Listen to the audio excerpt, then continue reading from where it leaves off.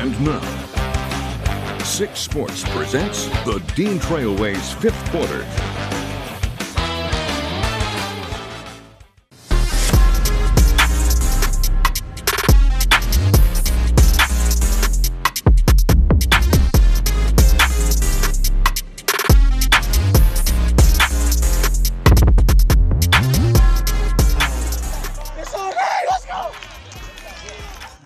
With the postseason just 2 weeks away, teams are hoping to gain momentum at the right time. Welcome into this Week 8 edition of the Dean Trailways 5th Quarter. I'm Ian Kress. And I'm Tyler Driesinga. Fowler and Ithaca are 2 of the better programs in the area, and tonight they met for just the 2nd time ever, the first ever meeting in the regular season.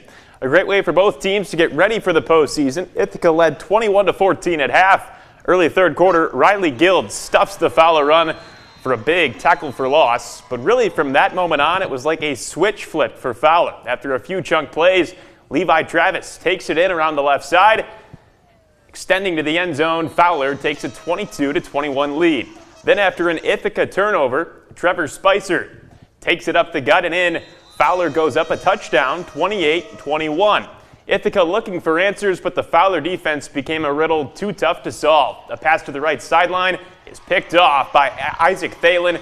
Down the sideline he goes for a pick 6. Fowler turns a 7-point halftime deficit into a 2-score lead early in the 4th, and they still weren't done. Colt Novak follows his blocks, breaks free for a huge gain. They'd rule him down at the 1 at the end of this play, but Spicer would punch it in on the next play anyway. Fowler defeats Ithaca 48-28 as John Spicer's Eagles outscored the Yellow Jackets 34-7 in a dominant second half. You know, that's one thing this bunch has struggled to do is finish that second 24 minutes in big games. And we got a ton of respect for Ithaca. They're well coached and their kids play their tail off. And our kids found a way tonight to finish that last 24, and I'm super proud of them. Well, as we mentioned, the postseason is in 2 weeks, and a pair of teams battling for a postseason spot met tonight. Yeah, Holt traveled to Lansing Everett, and for more on this matchup, we bring in our DeSherian McBroom. Yeah, that's right, guys. Entering tonight, Holt was the last team in Division I projected to make the playoffs, while Lansing Everett just was above the cut in Division II, so a lot was on the line tonight. Lansing Everett's Javari Funches was coming back from injury, and Holt knew they had to stop him in order to have a chance. But in the first quarter, Gavin Helwich drops back to pass and finds a wide-open Funches, who trots in for the touchdown. Everett goes up 12-0. Holt would respond back. Ethan Melville runs in for the short quarterback keeper for a touchdown. Holt still trailed 12-7. And then in the second quarter, it's Layden Hatcher who gets the handoff, bounces outside, and scores the tutty to give Holt the 14-12 lead. But later, it was Everett giving it back to Funches, who breaks tackles and just barrels his way into the end zone for the touchdown. Lansing Everett gets the big win, 28-21 over Holt. Elsewhere in the CAAC Blue, undefeated DeWitt made the trip to Okemos. In the first quarter, quarterback Trav Moore going to hand the ball off to Tyler Bayshore for the short yardage TD. Then in the second quarter, DeWitt was near the goal line again, and Bayshore sneaks out of the backfield with a ball and can coast in for another 6 points. The DeWitt defense forced an Okemos punt on the ensuing drive. The ball is going to get picked up by junior Landon Kearns, and he starts giving us flashbacks of his older brother Bryce. Landon shows off the speed and slices through the defense like butter. A 70-yard punt return extends the DeWitt lead. The Panthers took down Okemos tonight 51-0. Well, another big game we had tonight was in the Cascades East Conference. Undefeated Michigan Center welcomed in Napoleon. Yeah, these are the top 2 teams in the conference, and tonight's winner would be the Cascades East champion. It was homecoming night for Michigan Center, so plenty of students on hand to support the Cardinals. Early in the first quarter, Michigan Center quarterback Hayden Hinkle passes it short to his receiver, Brennan Forward, who does the rest for the first score of the game. Michigan Center would strike again on their next possession. Hinkle spins and hands it off to Braylon Brown, who has his sights set on the end zone, making it look too easy on his way to the house. Now in the second quarter, the Cardinals start to pull away. Hinkle throws a deep pass downfield, and Forward makes an unreal catch for his second score of the night. The Cardinals would add on just before halftime. Hinkle lets it fly and connects with Brown in the end zone. Michigan Center wins big 46-14 to capture the Cascades East. Now to Leslie at home taking on Millington. Third quarter, Millington already up 14 before Paxton Martinez goes in for the quarterback keeper and the touchdown. Millington goes up 41-20. Fourth quarter, it's Leslie's Joel Cranmore rolling out right, looking for a receiver, puts his head down and dives for it. He gets the touchdown, but it would be Leslie who would ultimately fall short to Millington 55-26. It's time for our first break of the night, and when we come back, we'll see if Portland can go undefeated in conference play for the fourth straight season. Plus, Hazlitt welcomed in Parma Western for a postseason rematch tonight. That and more coming up next on the Dean Trailways fifth quarter.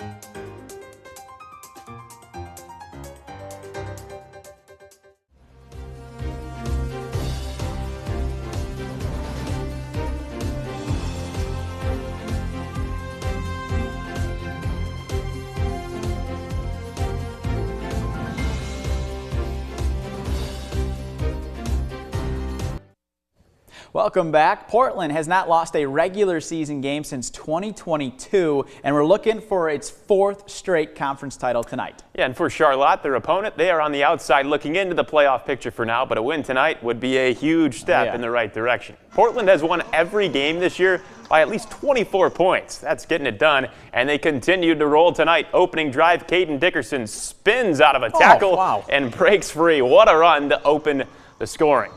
Next Portland drive, it's Dickerson bouncing to the outside, and he's in the clear again. Just like that, it's 14-0 Raiders. Charlotte looking to get anything going against this Portland defense, but the quarterback is flushed from the pocket, and his pass downfield is picked off by Max Sanborn. The Raiders dominating both sides of the ball yet again. Second quarter now, guess who and guess what? It's another Dickerson touchdown run. He finished with 146 yards and 4 TDs as the Raiders put a bow on another unbeaten run through the CAAC White. 49-7 the final. Now to another CAAC White game, Lansing Sexton taking on Eaton Rapids. First quarter, Eaton Rapids, Gavin Sebastian gets the handoff, and he's going to bounce in for the touchdown. Greyhounds still trail 14-6. Second quarter, Sexton's Damian Brown gets the handoff and just powers his way into the end zone for the 7-yard touchdown. Sexton now leads 21-6. And later in the quarter, Sexton's Abdul Carter Foreman drops back, airs it out to Willie Brown, who makes the catch in double coverage just inside for the touchdown. Lansing Sexton gets the 48-13 win over Eaton Rapids.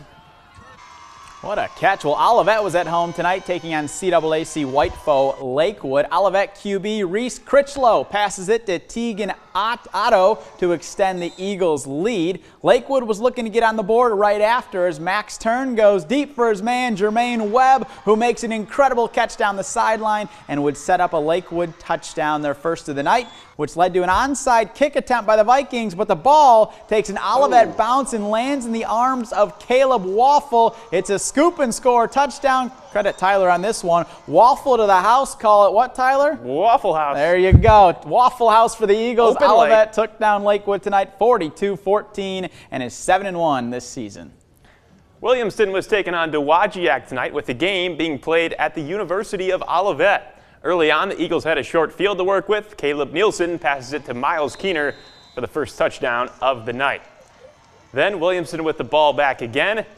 Nielsen throws a screen out to Parker Freese. He's got good blocking, plenty of patience, and eventually plenty of room to run. Cutting it upfield and taking it to the house. Hornets setting the tone early as they have so many times this season. And they roll to another big win to stay unbeaten, 46-7 the final. Over at Hazlitt, the Vikings were rocking custom breast cancer awareness jerseys for their game against Parma Western tonight. Hazlitt led 21-0 at halftime, and in the third quarter, Kansas commit Corey Amakri is off to the races for a 43-yard touchdown to extend the lead. He even lets our camera know what's up. The defense was also making plays for the Vikings. Levi Flynn gets to the QB first, and Brandon Nelson will finish the job for a Hazlitt sack, forcing the Panthers to punt. Then the other standout running back for Hazlitt was having some fun. Cornelius Malone weaves his way through the defense for another Hazlitt TD. Hazlitt wins big over Parma Western 42-0 and improves to 6-2.